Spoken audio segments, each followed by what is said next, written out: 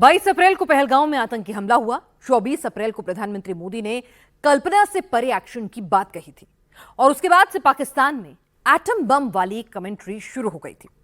पाकिस्तानी नेता, पाकिस्तानी सेना, हर कोई बस एटम बम यही चिल्ला रहा था।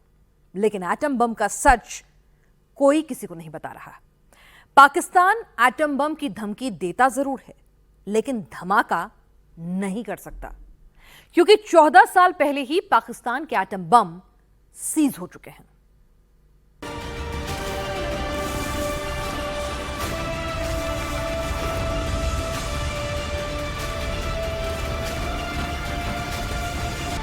पाकिस्तान के प्रधानमंत्री से लेकर पाकिस्तानी जनरल तक हर कोई एटम बम चिल्ला रहा है। भारत पर परमाणु हमले की धमकी दे रहा है, जैसे एटम बम नहीं बंदूक की गोली हो, जब चाहे तब फायर कर देंगे। पाकिस्तानी इतने पर नहीं रुक रहे हैं, अब तोप से एटम बम दागने वाला शिगुफा लेकर आए हैं। धमकी दे रहे हैं कि इससे भारत में बने डैम को उड़ा देंगे।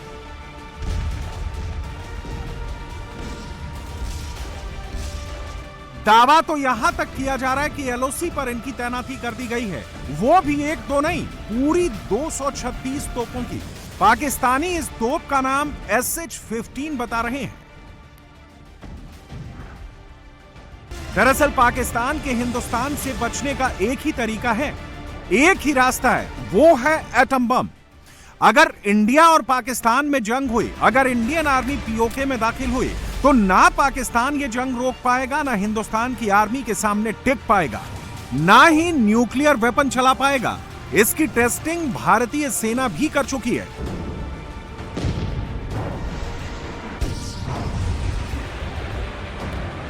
पाकिस्तान के न्यूज चैनलों में चल रहा है कि भारत का फाइटर जेट राफेल बॉर्डर तक आ गया है, एलओसी के पास पीओके तक पहुंचने वाला है, राफेल बम गिराने वाला है, हमला होने वाला है। पाकिस्तानी मीडिया में पिछले 36 घंटे से यही कमेंट्री चल रही है।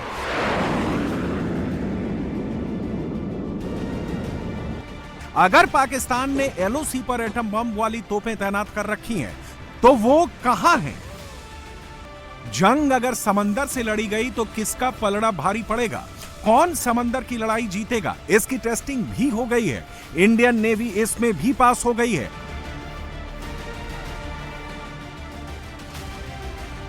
समंदर में पाकिस्तान को सबक सिखाने के लिए, जंग में पटखनी देने के लिए इंडियन नेवी अपनी तैयारियों को परख रही है। टारगेट को 100% एक्यूरेसी के साथ तबाह करने की एक्सरसाइज कर रही है।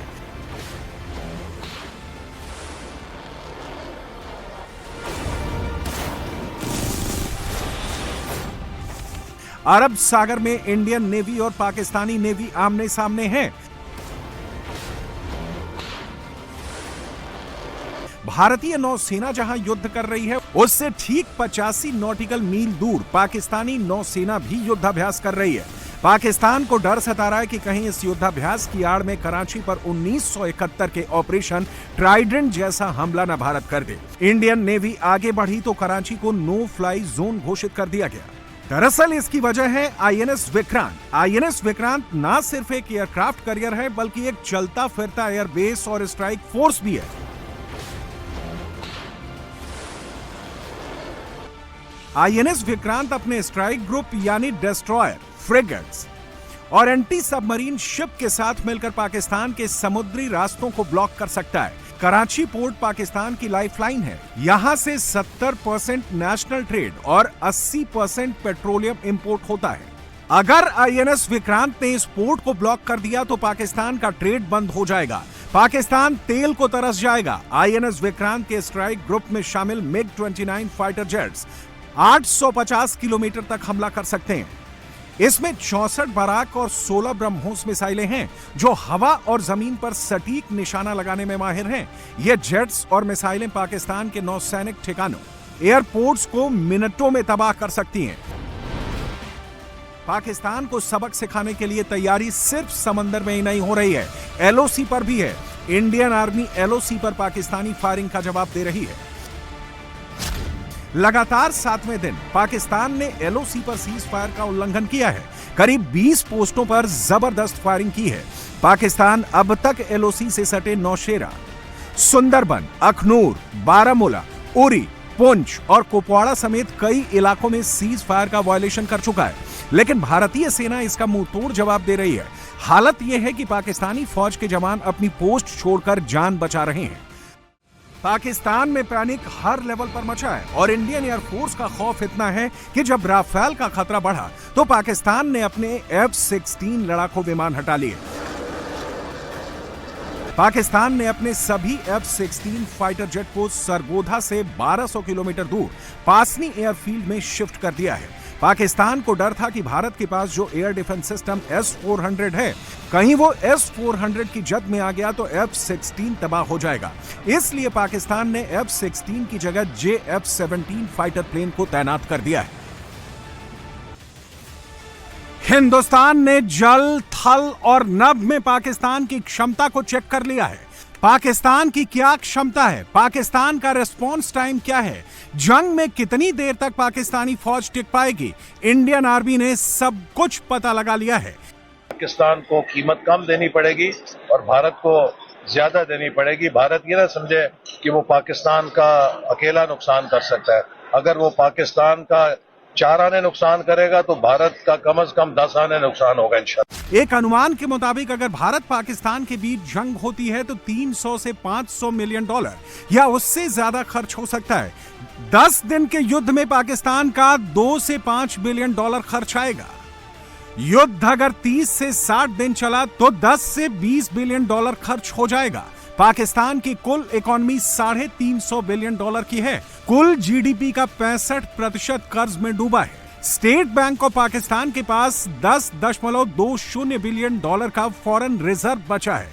पाकिस्तान को 100 बिलियन डॉलर से ज्यादा का कर्ज चुकाना है। अमेरिका पहले ही ऐलान कर चुका है कि पाकिस्तान को कोई फंडिंग नहीं करेगा।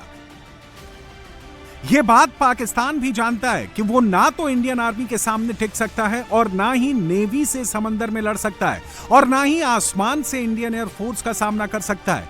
इसलिए पाकिस्तान में सुबह से लेकर शाम तक राजनेता से लेकर फौज के हुक्मरान तक सिर्फ न्यूक्लियर चिल्ला रहे हैं।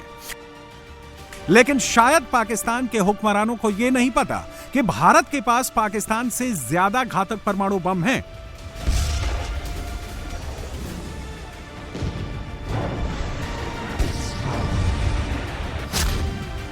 पाकिस्तान के पास इस वक्त 170 परमाणु बम हैं, जबकि भारत पाकिस्तान से काफी आगे निकल गया है। उसके पास 180 एटम बम हैं। भारत के पास न्यूट्रॉन, फिजन और थर्मो न्यूक्लियर बम हैं, जो 1.5 किलोमीटर से लेकर 10 किलोमीटर तक के एरिया को तबाह कर सकते हैं। यानी अगर एटॉमिक वॉर शुरू हुआ तो पाकिस्तान का लाहौर, इस्लामाबाद, कराची, फैसलाबाद, रावलपिंडी, हैदराबाद, गुजरांवाला, मुल्तान, पेशावर और क्वेटा सब साफ हो जाएगा। जबकि पाकिस्तान के पास फिजन और न्यूक्लियर टैक्टिकल बम है, जो 0.8 किलोमीटर से 7 किलोमीटर तक के इलाके पर असर डाल सकते हैं। यानी भारत को नुकसान होगा तो लिमिटेड एरिया में।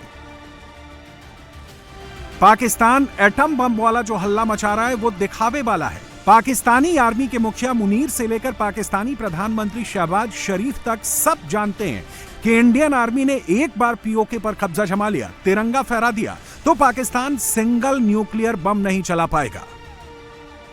क्योंकि जैसे ही पाकिस्तान न्यूक्लियर हमले की सोचेगा, अमेरिका उसे जब्त कर लेगा और अमेरिका यह प्लान 24 साल पहले ही बना चुका है।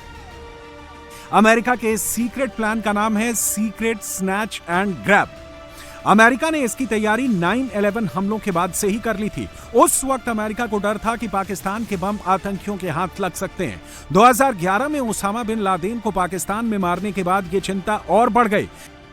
पाकिस्तान के पास 170 परमाणु हथियार हैं, जो सुरंगों और सैन्य ठिकानों में छिपा कर रखे गए हैं। लेकिन पाकिस्तान का गैर जिम्मेदाराना रवैया दुनिया को डराता है। यानी अगर पाकिस्तान में अराजकता फैली, आतंकियों ने इन बमों पर कब्जा करने की कोशिश की या भारत के साथ युद्ध छिड़ा, तो अमेरिका चुप नहीं बैठेगा।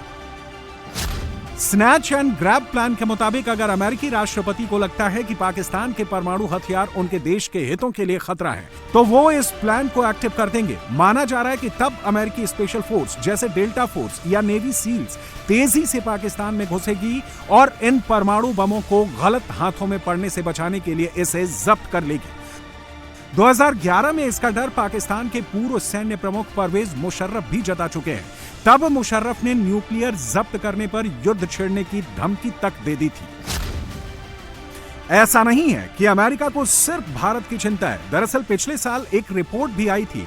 इसमें बताया गया था कि पाकिस्तान लंबी दूरी की बैलिस्टिक मिसाइल बना रहा है, जिससे उसकी पहुंच दक्षिण एशिया में भी आगे तक हो जाएगी, यानी सीधे अमेरिका को खतरा। ऐसे में अमेरिका कभी नहीं चाहेगा कि पाकिस्तान इस तरह की क्षमता हासिल करे और जो परमाणु हथियार उसके पास हैं वो आतंकियों के हाथ लगे।